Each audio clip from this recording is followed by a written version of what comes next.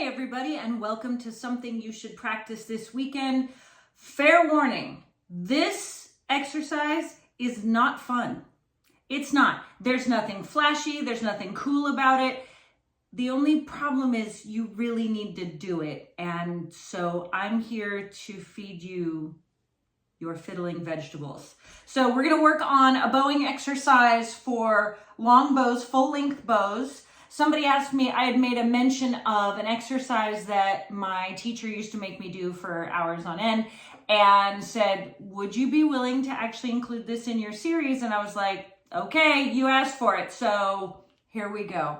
We're gonna use the D string to practice. And what we're gonna do is we're gonna start with the stick turned a little bit out away from you. So not exactly, the hair not exactly flat on the string, but out a little bit away. And we're gonna start the bow stroke. And as we get to the tip, we're gonna rotate the stick back toward us and go back the other direction. So let's try that. And rotate.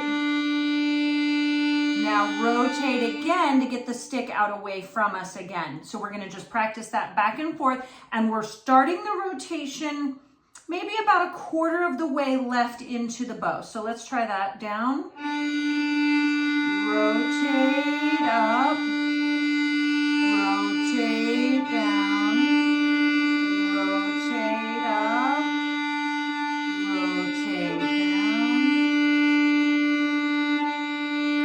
And what that does is it allows us to clean up the transition between bow strokes. Because if you think about it, one of the biggest places that we get weird tone, we get scratchy things or whatever, is when we're changing direction with our bow stroke, right? So moving from down to up or vice versa, up to down. And the way that we can help that transition be cleaner and smoother is to have less hair of the bow on the string, less contact with the hair, and we can do that by rotating at that time of string change transition. So we can even do it on shorter bows.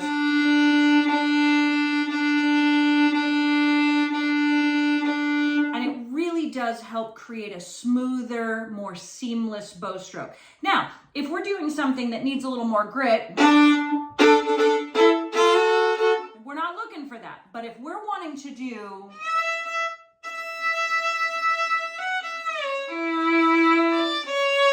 a nice, beautiful waltz with beautiful seamless tone, that rotation is really going to come in handy. So not all of the weekend practice sessions are going to be fun party hats. Sometimes they're going to be dig deep and do the exercises you really need to do. But if you want to get better as a fiddler, we got to do it all. So good luck with that one. Have a great weekend and happy fiddling, everybody.